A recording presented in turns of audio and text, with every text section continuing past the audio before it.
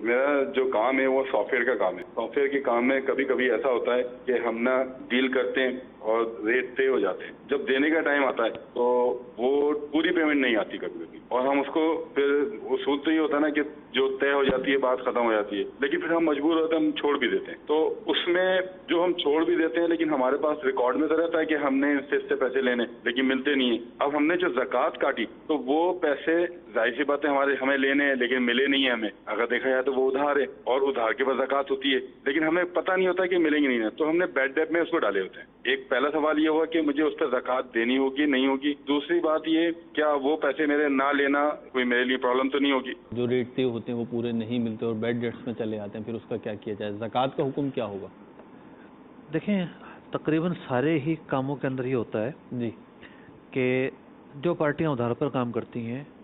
ان کا طریقہ یہ ہوتا ہے کہ ایک سودا کر لیا, ایک سودا ادھار پر, ٹھیک ہے, آئیں گے پچھلے کے پیسے دے جائیں گے اور ایک سودا ادھار بل ٹو بل کہتے ہیں اسے, بل ٹو بل چل رہا ہوتا ہے. جی اب شریعت مطہرہ نے لوگوں کی جو مشکلات ہیں اس کا بالکل لحاظ رکھا ہے, ٹھیک, اور یہ حکم بیان کیا ہے کہ جب زکوٰۃ کی فرضیت کا دن آتا ہے, صحیح, جس پر زکوٰۃ جس تاریخ کو فرض ہوتی ہے, ٹھیک, وہ ان تمام اماؤنٹس پر اور مالیت پر اور اموال پر فوری زکوٰۃ نکال دے گا کہ جو موجود ہیں. ٹھیک, اس کی جو رقم دوسروں کے پاس ہے ٹھیک, اس کی زکوٰۃ نکالنے میں تاخیر کی اجازت دے دی گئی. ٹھیک ہے, کہ جب تک اس رقم, وہ جو رقم ہے جی, نصاب کا خمس ہو کر اسے نہیں مل جاتی. مثال کے طور پر نصاب بنتا ہے اگر 34,000 روپے, ٹھیک ہے, اس کا جو خمس ہے پانچواں حصہ, جب تک نصاب کا پانچواں حصہ وہ رقم نہیں مل جاتی ٹھیک, اس رقم کی زکوٰۃ کی ادائیگی میں تاخیر کی جا سکتی ہے. ٹھیک, تو اب خاص ان کے سوال کا جواب یہ ہوا کہ جو رقم لوگوں کے پاس پھنسی ہوئی ہے اس رقم پر زکوٰۃ تو بنتی ہے اگر یہ صاحب نصاب ہیں اور زکوٰۃ کی شرائط پائی جاتی ہیں, ٹھیک, لیکن اگر اس کی زکوٰۃ میں یہ تاخیر کرتے ہیں تو گناہ گار نہیں ہوں گے. ٹھیک, لیکن اگر وہ رقم 5 سال بعد ملی, 2 سال بعد ملی, 4 سال بعد ملی, ٹھیک ہے, تو پچھلے سارے سالوں کی زکوٰۃ نکالنی پڑے گی. ٹھیک ہے, اب یہ مشورہ تنرز ہے, جی, 2 حصے کر لیے جائیں. ٹھیک ہے, کہ جہاں سے ملنے کی امید ہو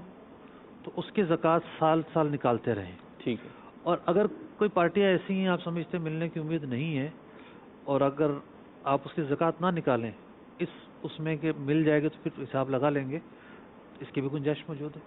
اچھا مفتی صاحب, میں جو سمجھ سکوں, ویسے تو آپ کا جواب آ گیا لیکن میں چاہ رہا ہوں بھی صراحت آ جائے جی, کہ ان کے سوال سے میں یہ سمجھ سکوں کہ بیڈ ڈیٹس میں چلے گئے ہیں وہ, یعنی بل پے کر دیا ہے پارٹی نے اپنی طرف سے, جو اماؤنٹ وہ سمجھ رہی تھی وہ دے دیا اس نے, ریٹ جو بھی طے ہوئے تھے, ریٹ طے ہوئے تھے 12,000 روپے, پارٹی نے کہا نہیں میں تو 11,000 دوں گا. اب اس نے 11,000 دے دیے, بل کلوز ہو گیا ہے لیکن بل میں بہرحال 1,000 روپے جو ہیں وہ لکھے ہوئے ہیں, تو یہ بیڈ ڈیٹس کہلاتے ہیں. یہ تجارت دیکھیں اگر تو یک طرفہ ایسا معاملہ ہوا ہے, جی, یک طرفہ کہ سامنے والے نے قبول ہی نہیں کیا, سودا ہو گیا نا, سودا ہونے کے بعد وہ اپنی جو ہے نا جو بھی اس نے کام کروایا ہے اس کا لینے کا حقدار ہے, ٹھیک ہے, اور جو کام کرنے والا ہے وہ اپنا معاوضہ لینے کا حقدار ہے, ٹھیک ہے, اور پورا معاوضہ لینے کا حقدار جو ہے. طے ہوا وہ دے گا. شرعی اعتبار سے تو اگر اس کا انتقال ہو جاتا ہے تو اس کے ترکے سے لیا جائے گا یہ معاوضہ, اللہ اکبر کبیرہ, اس کے اوپر تو قرضہ ہے یہ, ٹھیک, تو وہ نہیں دے رہا اور وہ صرف نمٹا دیتا ہے یک طرفہ طور پر, تو اس کے اوپر سے جو قرضہ ہے وہ معاف نہیں ہوگا ٹھیک, جب تک کہ یہ چھوڑنا نہ چاہے. صحیح, اور ایسے معاملات کے اندر آپ سمجھتے ہیں کہ